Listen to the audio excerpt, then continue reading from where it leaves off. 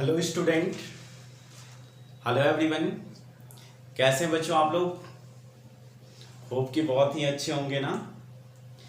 तो बच्चों हमारा मॉडर्न फिजिक्स में नया चैप्टर स्टार्ट हुआ है और वो एटॉमिक फिजिक्स है, जिसमें हम एटॉमिक स्ट्रक्चर एटम्स स्टार्ट किए हैं। इंट्रोडक्शन देख लिए थे, कई चीज़ें छोटी छोटी चीज़ों का जो जानकारी होता है वो हमने ले लिया था। अब हम लोग फर्दर कुछ सिलेबस में आगे मूव करते हैं, जिसमें रदरफोर्ड अल्फा स्कैटरिंग एक्सपेरिमेंट है। रदरफोर्ड अल्फा स्कैटरिंग एक्सपेरिमेंट एक रदरफोर्ड नाम के साइंटिस्ट थे जिन्होंने एटम्स के बारे में सबसे अच्छा कॉन्सेप्ट दिया है। इनफैक्ट यहाँ से एटम्स का के बारे में 100% जो कॉन्फिडेंस होता है कि एटम्स है और एटम्स के से भी छोटा पार्टिकल एग्जिस्ट करता है, इस चीज के बारे में कॉन्सेप्ट आया। न्यूक्लियस के बारे में कॉन्सेप्ट आया कि एटम्स के अंदर भी एक पार्ट होता है जिसे हम स्मॉलेस्ट पार्ट होता है जिसे हम न्यूक्लियस कहते हैं। तो न्यूक्लियस का सबसे पहले कॉन्सेप्ट लाने वाले साइंटिस्ट रदरफोर्ड ही थे। किस एक्सपेरिमेंट में लाए बच्चों? तो इन्होंने अल्फा स्कैटरिंग एक्सपेरिमेंट किया। ये सेटअप है उसका, अल्फा स्कैटरिंग एक्सपेरिमेंट का ये सेटअप है। इस सेटअप से उन्होंने कुछ कंक्लूजन दिए जो उनके पॉस्टुलेट्स कहलाते हैं। ठीक है, जो उनके कंक्लूजन कहलाते हैं। तो आज हम लोग देखेंगे, तो देखते हैं ये अल्फा स्कैटरिंग एक्सपेरिमेंट क्या है। तो चलते हैं बच्चों, देखते हैं हम लोग अल्फा स्कैटरिंग एक्सपेरिमेंट। इन्होंने एक्सपेरिमेंट किया। एक्सपेरिमेंट में क्या किया बच्चों कि एक लीड चैम्बर लिया, लीड चैम्बर, और उसके अंदर रेडियो एक्टिव सब्सटेंस को रखा। इसका काम सिर्फ इतना था कि ये रेडियो एक्टिव सब्सटेंस है तो ये डीके कर रहा होगा रेडिएशंस। तो ये जो रेडिएशंस डीके कर रहा है वो अल्फा पार्टिकल कर रहा है, क्योंकि जब हम रेडियो एक्टिविटी पढ़ाएंगे बच्चों, रेडियो एक्टिव मटेरियल जो होता है, रेडियो एक्टिव मटेरियल जो होता है बच्चों, ये हमेशा स्पॉन्टेनियसली ये क्या करता है, डीके करते रहता है बच्चों, स्पॉन्टेनियस डीके करते रहता है। क्या क्या? तो अल्फा पार्टिकल का ये डीके कर रहा होता है, या फिर बीटा पार्टिकल का डीके कर रहा होता है, या फिर गामा पार्टिकल का डीके कर रहा होता है, गामा पार्टिकल का डीके कर रहा होता है। तो ये गामा रेडिएशन होता है, पार्टिकल नहीं, ये रेडिएशन होता है। तो गामा रेडिएशंस का ये डीके कर रहा होगा।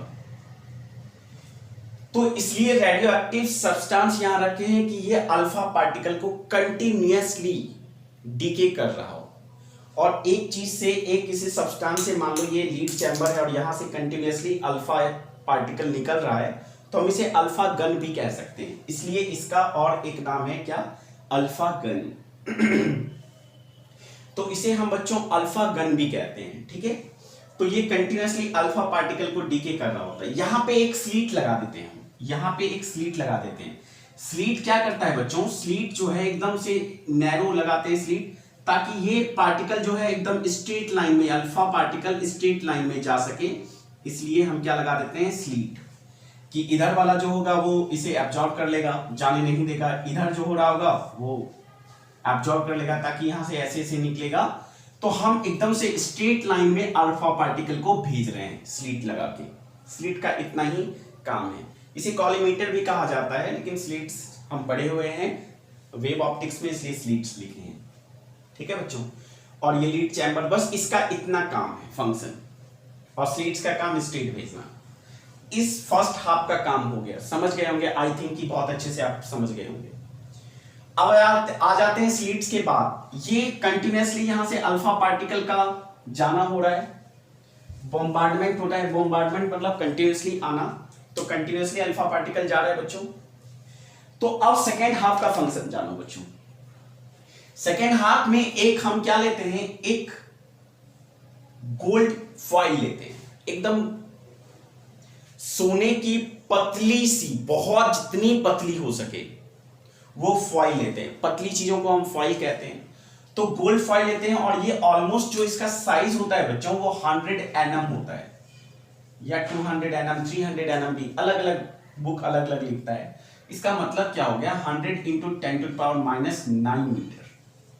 जरा सोचो बच्चों कितना पतला है, कितना थीन है, बहुत थीन है ना। तो इतना थीन का हम गोल्ड का लेते हैं। गोल्ड का इसलिए लेते हैं क्योंकि वो अच्छा मेटल है हमारे लिए। तो अब ये गोल्ड फॉइल जब इतना लेते हैं बच्चों, यहां पे बीच में रख देते हैं। फिर देखो क्या होता है बच्चों कि एक स्क्रीन लेते हैं हम, यहां पे एक स्क्रीन लेते हैं चारों तरफ। इसको जो है ये गोल्ड फॉइल को हम चारों तरफ एक स्क्रीन से घेरते हैं, ऐसे एक स्क्रीन से घेर देते हैं, राइट। ये हो गया गोल्ड फॉइल, ठीक है। और इसमें जो हम यहां पे लेयर देते हैं ना, इसे लेयर देते हैं, लेपते हैं ना, वो एक चीज आता है बच्चों, केमिकल जिंक सल्फेट।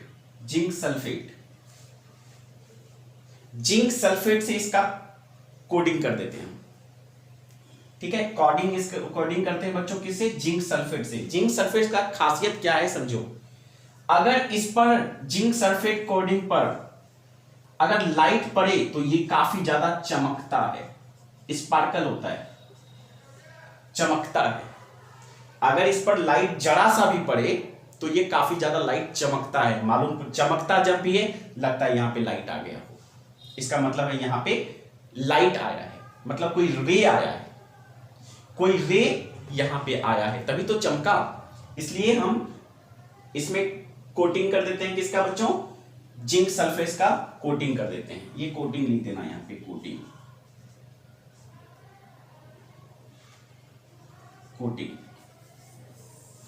ठीक है बच्चों। जिंक सल्फेट का हम क्या कर देते हैं, कोटिंग कर देते हैं, ठीक है। इससे क्या होता है तो समझो, जिंक सल्फेट क्या होता है, ये चमकता है इसलिए। अब देखो यहां पे बच्चों, इसके चारों ओर तरफ ना एक डिटेक्टर हम लेकर ऐसे घुमाते रहते हैं। एक डिटेक्टर होता है, डिटेक्टर जो डिटेक्ट करता है, इसे घुमाते रहते हैं और जहां पे चमकता है वो ये गैदर कर लेता है कि यहां पे चमका। फिर इसको यहां लाते हैं, यहां भी चमकता है तो ये भी गैदर कर लेता है, यहां लाते हैं, यहां पे भी चमकता है, गैदर कर लेते हैं। ऐसा रदरफोर्ड ने सेटअप को तैयार किया। तो देखो रदरफोर्ड ने क्या पाया बच्चों, रदरफोर्ड ने ऐसे एक्सपेरिमेंट को कई बार उन्होंने किया और फाइनली उन्होंने कई चीज निकाला जो हम अभी आपको बता रहे हैं, एकदम सिंपलेस्ट वे में। उन्होंने देखा कि जहां पे गोल्ड फॉइल था, ये मान लो गोल्ड फॉइल है, ये गोल्ड फॉइल है, ये गोल्ड फॉइल है, ठीक है। उन्होंने देखा कि कई रे जो है यहां पे, कई रे मतलब 20,000, 40,000, 50,000, 100, 200, मतलब ये रे यहां पे अल्फा पार्टिकल और अल्फा पार्टिकल के बारे में थोड़ा जान ले तो अल्फा पार्टिकल जो है ये हीलियम का न्यूक्लियस है एक्चुअली, ये कोई और नहीं, हीलियम का न्यूक्लियस है, मतलब 2 और 4, इसका एटॉमिक नंबर 2, एटॉमिक मास 4 होता है और ये positively charge, highly positively charge है। आपको याद होगा कि हीलियम जो होता है वो पॉजिटिवली चार्ज होता है। तो रदरफोर्ड ने इस एक्सपेरिमेंट में क्या पाया कि कई पार्टिकल यहां आते हैं, जब इस गोल्ड फॉइल के नजदीक पहुंचते हैं तो ये डेविएट कर गया, फिर ये और पार्टिकल आया, ये डेविएट कर गया, ठीक है, ये एटम हो गया। फिर पार्टिकल आया और ये डेविएट हो गया, फिर और नजदीक पार्टिकल आया और नजदीक से डेविएट हो गया। तो जब ऐसा डेविएट हुआ, कहीं पास हो जाता था, कहीं पास हो जाता था, कहीं डेविएट किया, हद तो तब हो गया बच्चों जब ये जो गोल्ड फॉइल है, ये गोल्ड फॉइल, इसमें एकदम बीचों बीच एक अल्फा पार्टिकल को क्या क्या पेनिट्रेट करवा, इसमें डाला गया। तो जब इसमें अल्फा पार्टिकल स्ट्राइक किया, स्ट्राइक होने से जस्ट पहले वो अल्फा पार्टिकल अंदर इस गोल्ड फॉइल में स्ट्राइक करने से जस्ट पहले अपने ही पाथ को क्या कर दिया, रिट्रेस कर लिया, अपने ही पाथ को वापस आ गया। जब ये डेविएट कर रहा था तब लग रहा था कि अल्फा पार्टिकल को कोई डेविएट कर रहा है, दूर भेज रहा है अपने से, और हद तब हो गया जब एक पार्टिकल उसमें से 180 डिग्री पर अपने ही पाथ को वापस आ गया। अब इसका मतलब क्या समझते हो तुम बच्चों, तुम इसका मतलब क्या समझते हो? इसका मतलब यह है कि अल्फा पार्टिकल तो पॉजिटिवली चार्ज है, और हम जानते हैं कि पॉजिटिव चार्ज और पॉजिटिव चार्ज एक दूसरे के पास नहीं आ सकता। या तो ये ऐसे गुजर जाएगा बगल से, या फिर अपने ही रास्ते क्या हो जाएगा, ये वापस आ गया। इसका मतलब ये हुआ कि अल्फा जो है वो पॉजिटिवली चार्ज है, और इसके इस गोल्ड फॉइल के अंदर कुछ बीच में एक ऐसा चीज है जो कि इस अल्फा पार्टिकल, जिसका पेनिट्रेशन पावर, जाने का शक्ति इतना अधिक है, फिर भी उसको या तो डेविएट कर देता है या फिर अपने ही पाथ पर क्या करता है, अपने ही पाथ पर रिट्रेस कर देता है।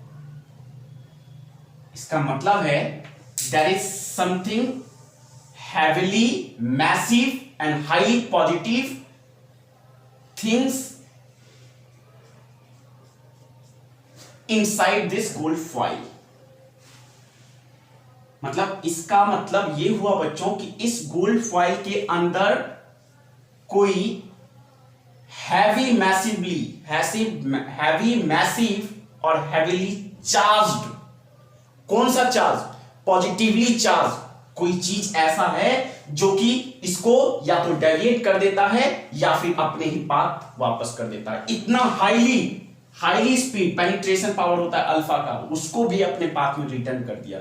इसका मतलब है कुछ ना कुछ तो इसके बीच में है जो कि इस पार्टिकल को या तो डेविएट कर दिया या फिर अपने ही पाथ को रिट्रेस कर दिया। कोई तो बात है बच्चों, राइट? कोई तो बात है जो ऐसा है,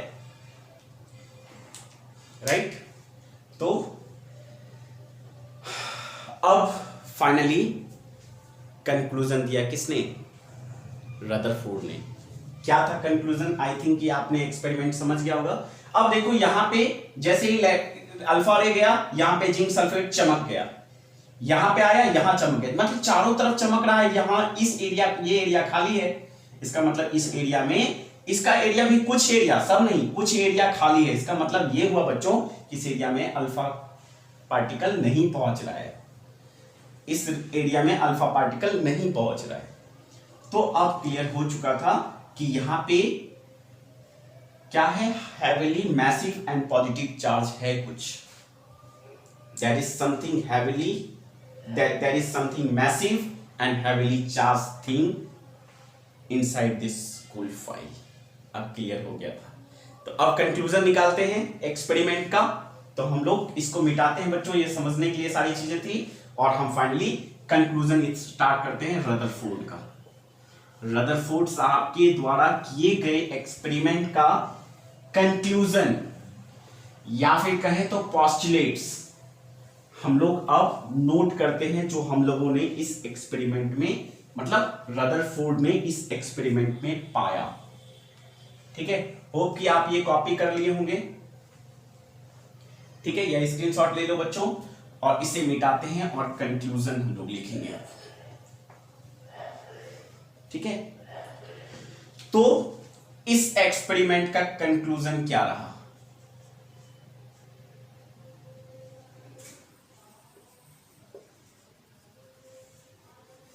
conclusion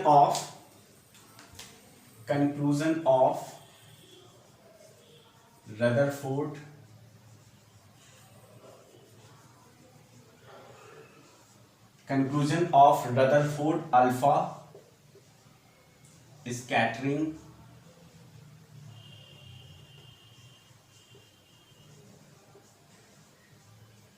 experiment।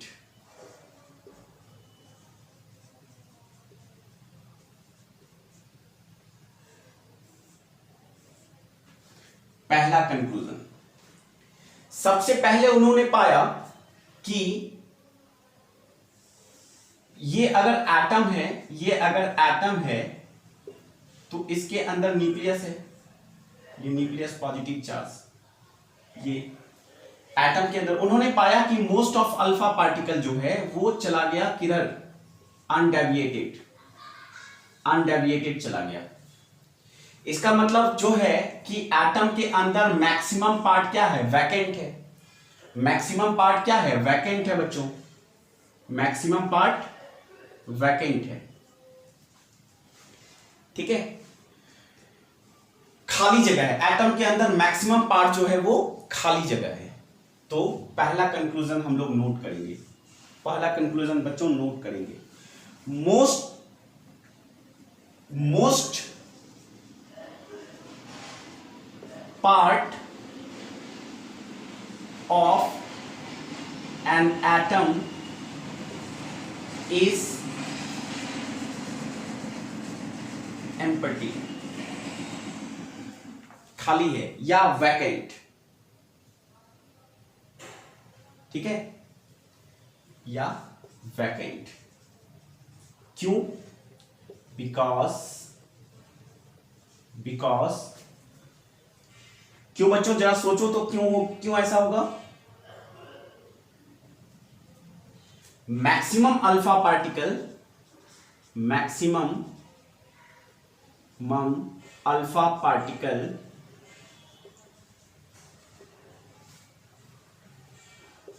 pass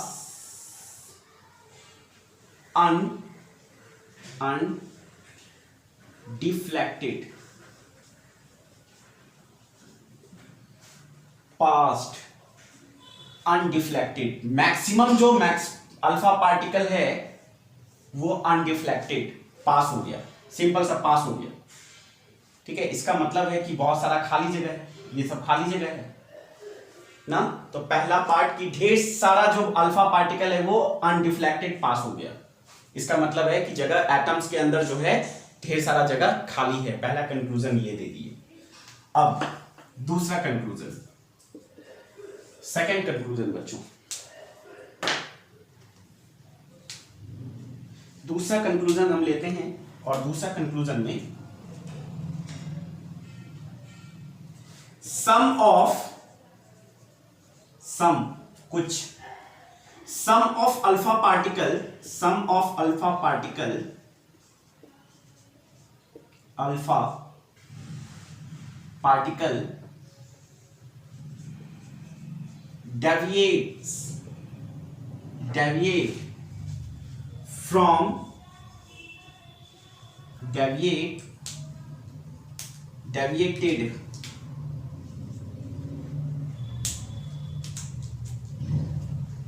deviate from its, यहां पे deviates दे दो बच्चों, its original path,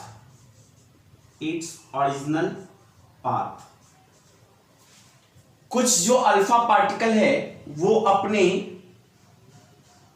original part से डेविएट कर गया, राइट, डेविएट कर गया। एंड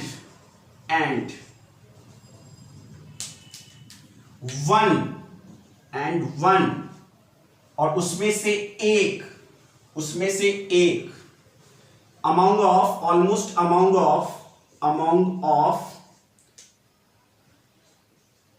20,000 डायरेक्ट लिखते हैं। एग्जैक्टली 20,000 नहीं है, ये 10 से 20,000 है। 20,000 alpha particle and one among of 20,000 alpha particle retrace मतलब अपने ही रास्ते वापस आ जाना, retrace its own path। अब अपने ही ये ऐसे जा रहा था और अपने ही वापस आ गया, तो एंगल कितना हो जाएगा, 180 डिग्री। 180 डिग्री पर क्या हो गया, वापस आ गया। Retrace is on path, which means जिसका अर्थ होता है क्या बच्चों, विच मीन्स जरा सोचो तुम, इसका अर्थ क्या होगा, जरा सोचो।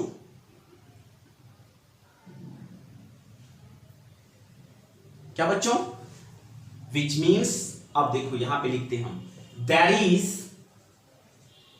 Is a, which means there is a massive and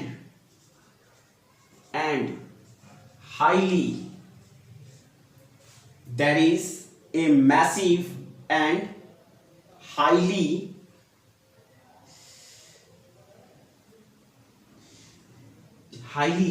charged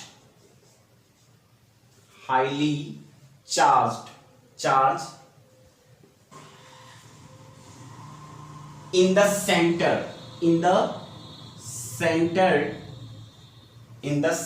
of atom, in the center of atom। ठीक है, दिख रहा है ना बच्चों, एटम।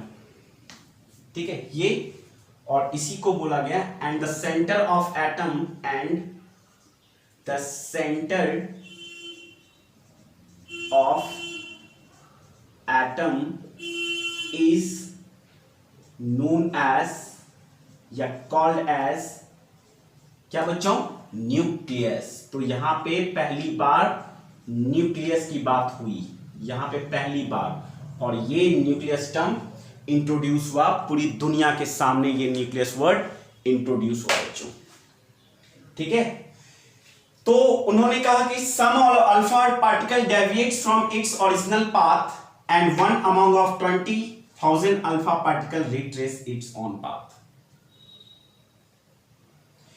कुछ पार्टिकल जो है डेविएट कर गया, तो लग रहा था कि यहां पे कोई चीज है जो इसको दूर भेज रहा है, और ये क्या है? पॉजिटिवली चार्ज, मतलब यहां पॉजिटिव ही होगा। कंफर्मेशन तो तब मिल गया जब एक one among of 20,000 alpha particle, एक जो है अपने ही पाथ से रिटर्न आ गया। तो अब तो पक्का इसके सेंटर में, एटम के सेंटर में कुछ ऐसा हैवी पॉजिटिवली चार्ज है, और उस सेंटर हैवी पॉजिटिव चार्ज को, सेंटर को क्या कहा गया? न्यूक्लियस। रदरफोर्ड ने उसका नाम क्या दिया? न्यूक्लियस।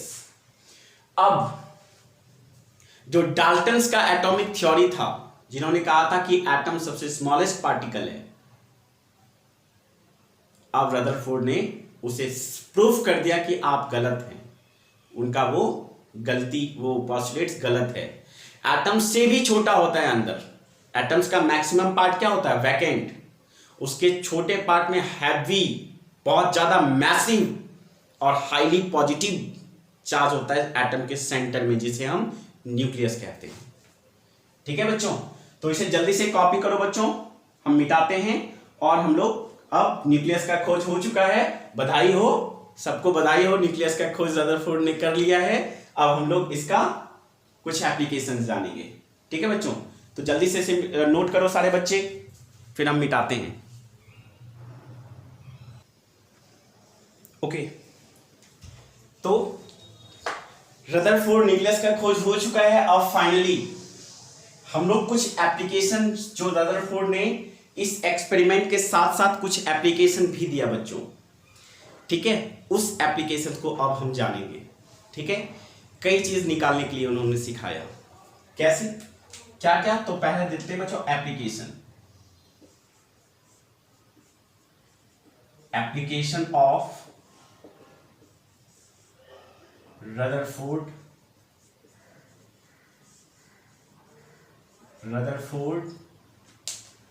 Alpha scattering experiment. उन्होंने सबसे पहले बताया कि किसी भी एटम का जो है, हम उसका रेडियस निकाल सकते हैं। ठीक है, तो पहला रेडियस ऑफ एटम। ठीक है, पहला क्या बच्चों? रेडियस ऑफ एटम और न्यूक्लियस। एटम नहीं, न्यूक्लियस, पहले nucleus he, nucleus, radius of nucleus, उन्होंने रेडियस न्यूक्लियस का खोज किया और न्यूक्लियस का रेडियस दिया था, न्यूक्लियस। ठीक है, क्या कहा इस न्यूक्लियस के बारे में? The radius of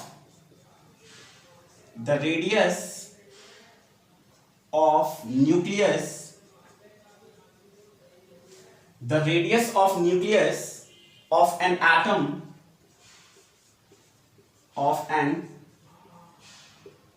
the radius of nucleus of an atom is related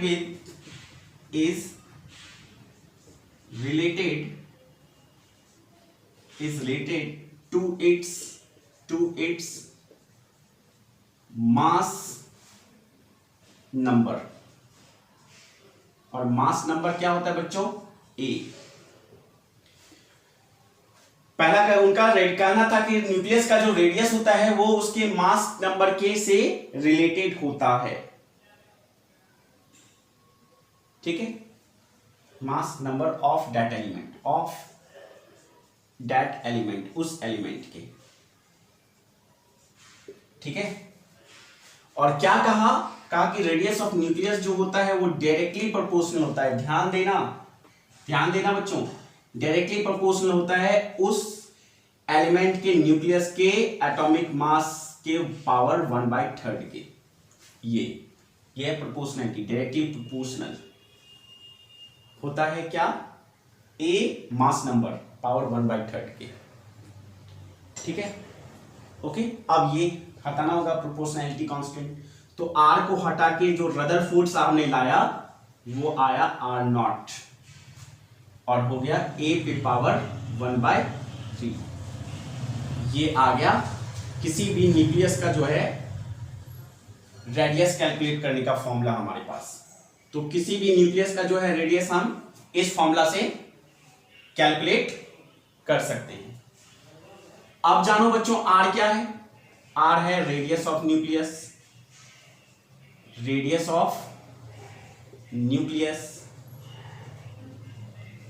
R0 क्या है? R0 है प्रोपोर्शनैलिटी कांस्टेंट,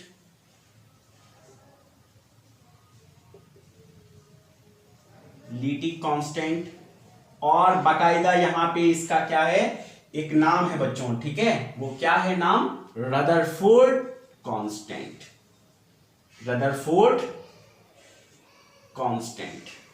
R0 क्या है? Rutherford constant. बाकायदा इसका वैल्यू भी उन्होंने दिया, क्या दिया? 1.2 दिया था ना, 1.2 दिया था, 1.4 दिया था। थोड़ा देख लेना, तो ये 1.2 या 1.4 होगा, 10⁻⁻15 मीटर। ये तो जान रहे, लेकिन ये 1.2 है या 1.4 है, थोड़ा सा कंफ्यूजन में है हम बच्चों, देख लेना। ठीक है, और ए क्या है बच्चों? ए है atomic mass of that element, atomic mass of that element. ठीक है, ओके। ये R0 का वैल्यू है, ये R0 का वैल्यू है। 1.2 या 1.4 है, थोड़ा सा देख लेना है। ठीक है बच्चों, तो ये हो गया पहला एप्लीकेशन, रेडियस ऑफ न्यूक्लियस का रेडियस उन्होंने बता दिया, किसने? रदरफोर्ड ने, by the experiment of his experiment application, alpha scattering experiment से। ठीक है, तो इसमें एक्चुअली क्वेश्चंस जो पाए हैं बच्चों, वो क्वेश्चंस क्या पाए हैं? अक्सर इसमें जो है ना, दो एलिमेंट देकर उसके न्यूक्लियस का रेशियो पूछ लेता है। तो चलो देखो ऐसे क्वेश्चंस को क्या करेंगे। अगर 2 एलिमेंट है और उसका अलग अलग रेशियो क्या होगा, तो R1 अगर लेते हैं तो ये हो जाएगा R0 इंटू A1 पे पावर 1/3। ठीक है, और अगर इसी मान लो इक्वेशन नंबर 1, अगर R2 ले तो R2 इक्वल टू हो जाएगा R0 इंटू A2 पे पावर 1/3। R1 A1 वाले एलिमेंट का रेडियस, R2 A2 वाले मास नंबर वाले एलिमेंट का रेडियस। अब इस इक्वेशन 1 और इक्वेशन को डिवाइड कर दो, तो क्या हो जाएगा बच्चों? R1 by R2 equal to R naught तो कैंसिल हो जाएगा, तो सीधा क्या बच जाएगा हमारे पास A1/A2 पे पावर 1/3। ये कॉपी कर लेना, इससे ढेर सारा क्वेश्चंस बन जाएगा। ठीक है बच्चों, तो जल्दी बच्चों इसको कॉपी करो। ये यहां पे क्वेश्चंस अगर रदरफोर्ड के इस एप्लीकेशन से बनना हो क्वेश्चंस तो यहां से बना लो। ठीक है, प्रैक्टिस में मिलेगा तुम्हें बच्चों, जल्दी से कॉपी करो। ठीक है, फिर हम लोग दूसरा एप्लीकेशन पढ़ते हैं।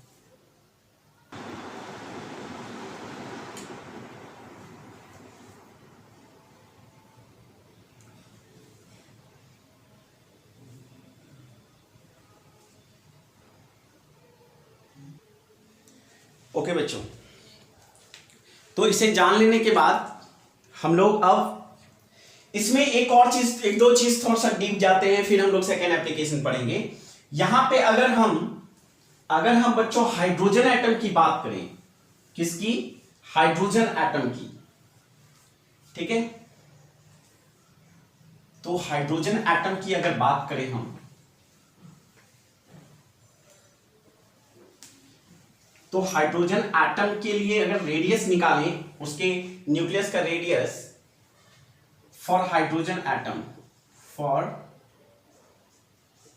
हाइड्रोजन एटम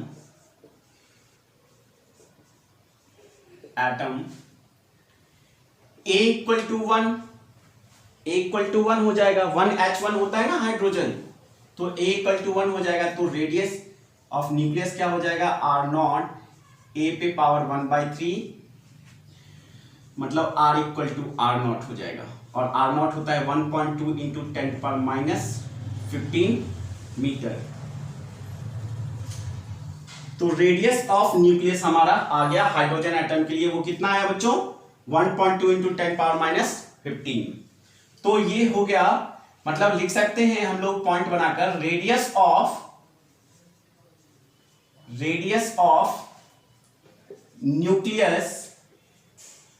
न्यूक्लियस, तो radius of nucleus is almost कितना? ऑलमोस्ट लेते हैं बच्चों, radius of nucleus almost 10⁻15 metre, 10⁻15 metre के आसपास ये होता है। क्या बच्चों? Radius of nucleus. ठीक है, ओके, ये आ गया। रेडियस ऑफ न्यूक्लियस क्या होता है? 10⁻15 मीटर के आसपास। ये ऑलमोस्ट होता है, ज्यादा कम हो सकता है, इसलिए हम ऑलमोस्ट लिखे हैं बच्चों। ठीक है, जबकि अगर एटम की बात करें, रेडियस ऑफ एटम जो होता है, मीटर को अगर सेंटीमीटर में बदलेंगे तो क्या हो जाएगा? 10⁻10। रेडियस ऑफ एटम की बात करें बच्चों, तो ये होता है ऑलमोस्ट होता है 10⁻10 मीटर के आसपास। ठीक है, तो यहां पे हम चाहते हैं वॉल्यूम निकालें न्यूक्लियस का, तो क्या हो जाएगा बच्चों? अगर हम ऐसा चाहें तो वॉल्यूम ऑफ एटम, तो यहां पे अगर रेशियो हम निकालना चाहें, वॉल्यूम ऑफ, इसको मिटाऊं, यहां लिखते हैं, volume of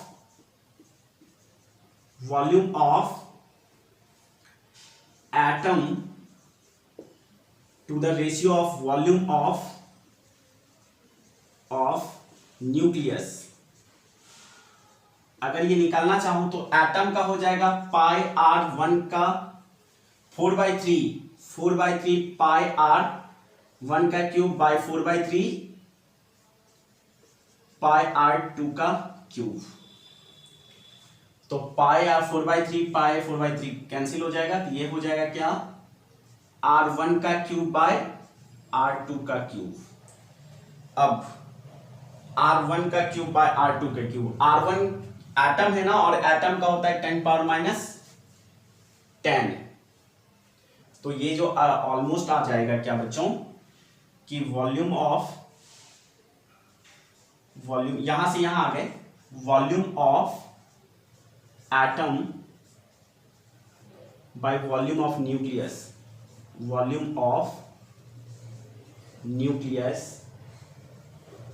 is R1, R1 क्या हो जाएगा 10 टू द पावर माइनस 10, 10 का cube by 10 to the power minus 15 का क्यूब। ठीक है, तो ये क्या हो जाएगा बच्चों 10 to the power minus 30 by 10 to the power minus 45। तो क्या हो जाएगा ये volume of atom by volume of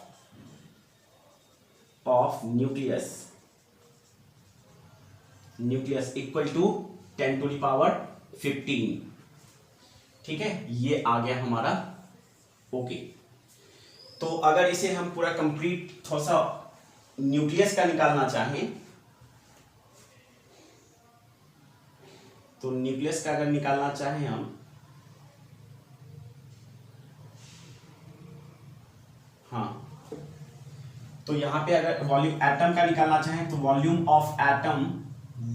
of atom अगर निकालें तो ये हो जाएगा ऑलमोस्ट, मल्टीप्लाई कर दें, इसे मल्टीप्लाई कर दें तो हो जाएगा क्या 10 to the power 15 times of volume of nucleus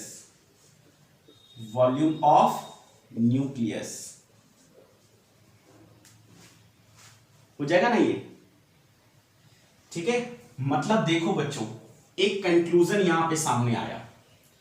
ठीक है, इसे कॉपी करो, हम कंक्लूजन सामने कहें, कॉपी करो बच्चों जल्दी से या स्क्रीनशॉट ले लो। एक कंक्लूजन हमारे सामने आया यहाँ पे, बहुत ही अच्छा कंक्लूजन आया है हमारे पास, कॉपी कर लो। यहां से यहां आए हैं और यहां से फिर यहां आ गए हैं। बहुत ही इंपॉर्टेंट चीज अभी हम बताने वाले हैं, बहुत इंपॉर्टेंट चीज बताने वाले हैं। ठीक है, इसे कॉपी करो, मिटाओ। तो देखो यहां पे एक चीज, बहुत बड़ी चीज सामने आई, बहुत बड़ी चीज सामने आई है, बहुत बड़ी चीज सामने आई है। क्या कि एटम का जो वॉल्यूम है वो न्यूक्लियस के वॉल्यूम से 10 टू द पावर 15 टाइम्स अधिक होता है। एक दो चीजें नहीं, 10 टू द पावर 15 टाइम्स अधिक होता है। मतलब एटम बहुत बड़ा है तो न्यूक्लियस एकदम छोटा सा है। फील करो जल्दी कि मान लो एक बहुत बड़ा स्टेडियम है, बहुत बड़ा स्टेडियम, और कहीं दूर से तुम देख रहे हो बहुत बड़ा स्टेडियम है। ठीक है, और उसके बीच में एक छोटा सा फुटबॉल रख दो, छोटा सा फुटबॉल। ये अगर एटम है तो ये क्या है बच्चों, ये है न्यूक्लियस। सोचो न्यूक्लियस ये है और ये सबसे हाईली पॉजिटिव और हाईली मैसिव, बहुत ज्यादा मास होता है इसका, और इतना ज्यादा होता है, एक राज की बात तुम्हें मैं बता दूं, इसका मान लो एटम का अगर 100 ग्राम है तो 99.99 ग्राम जो मास है वो इतने से पार्ट में होता है, 0.011% ही इतने ज्यादा होता है, इसमें फैला हुआ रहता है मास। मतलब जो है न्यूक्लियस, सोचो वॉल्यूम कितना कम और मास कितना ज्यादा, तो कितना ज्यादा हार्ड होगा, सोचो, फील करो। ये होता है न्यूक्लियस और ये होता है एटम। सोच सकते हो बच्चों, फील आया। तो ये खोज किया रदरफोर्ड साहब ने, उन्होंने ये खोज किया है, और ये न्यूक्लियस हो गया, ये एटम हो गया। मोस्ट पार्ट वैकेंट है, हाँ देखो ना, मोस्ट पार्ट वैकेंट है ना, इसीलिए अल्फा रे क्या हो गया था, अनडेविएटेड चला गया था। कुछ ही पार्ट जो था वो डेविएटेड हुआ, और उनमें से एक अपने ही पाथ को रिट्रेस किया। जल्दी से कॉपी करो बच्चों।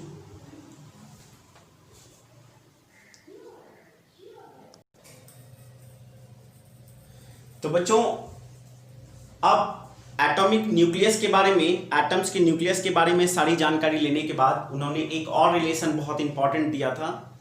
ठीक है, उन्होंने एक्सपेरिमेंट में ये कहा कि ये न्यूक्लियस है, ये न्यूक्लियस एटम के बीच में एक हाईली पॉजिटिव चार्ज होता है जिसे हम न्यूक्लियस कहते हैं। और जब इस पे अल्फा पार्टिकल उन्होंने बॉम्बार्डमेंट करवाया तो कुछ पार्टिकल एंगल पे डेविएट हो गए, ठीक है, एंगल से डेविएट हो गए।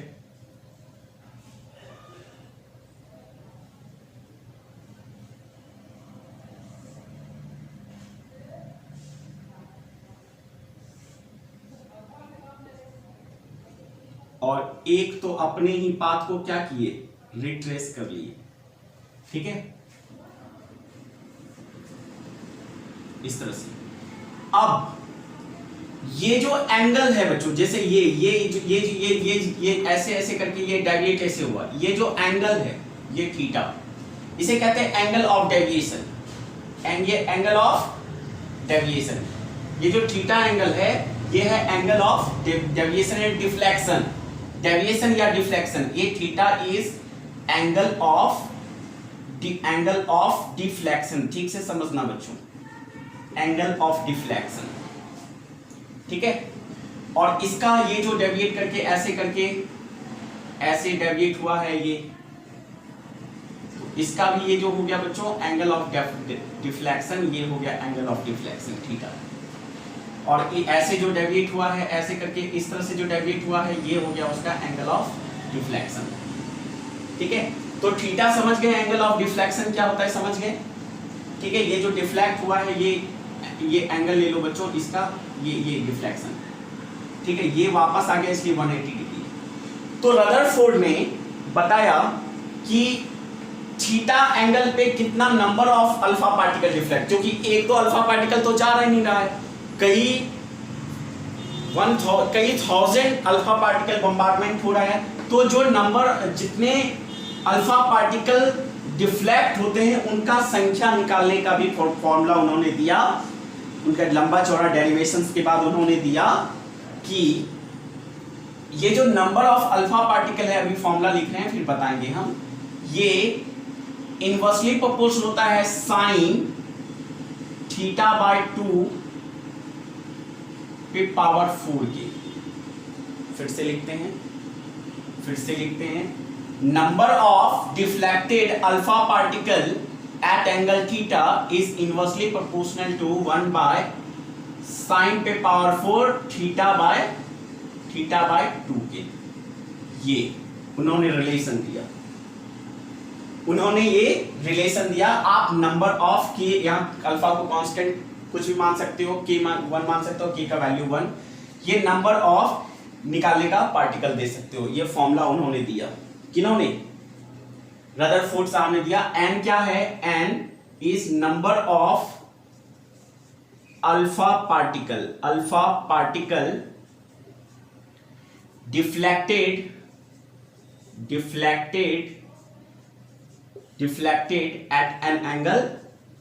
at an angle theta, number of alpha particle deflected at angle theta। तो ये उन्होंने रिलेशन दिया नंबर ऑफ पार्टिकल जो डिफ्लेक्टेड हो रहे हैं अल्फा पार्टिकल, ठीक है, उसको निकालने का। इस पे हम जो खुद का एनालिसिस है वो इसमें तो number of alpha particle theta 1 का अलग वैल्यू दिया रहेगा, थीटा 2 का अलग वैल्यू दिएगा और नंबर पूछेगा कितना डिफ्लेक्ट होगा।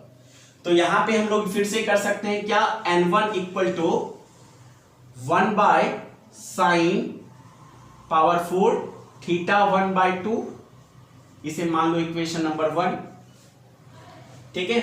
और दूसरा n2 मान लो, n2 equal to 1 by sine power 4 theta 2, जो थीटा 2 पे डिफ्लेक्ट होता है वो, इक्वेशन 1 और इक्वेशन 2, ठीक है, डिवाइड कर दो तो क्या हो जाएगा बच्चों, n1 bye n2 equal to, नीचे वाला ऊपर, ऊपर वाला नीचे, तो क्या हो जाएगा बच्चों, साइन पे power 4 theta 2 by 2 by sine पे पावर 4 थीटा 1 बाय 2। ये number of alpha particle deflected at angle theta हम यहां से कैलकुलेट कर सकते हैं बड़ा आसानी से, ठीक है। तो यहां तक हम लोग बना लेंगे बच्चों, ये रहा तुम्हारा।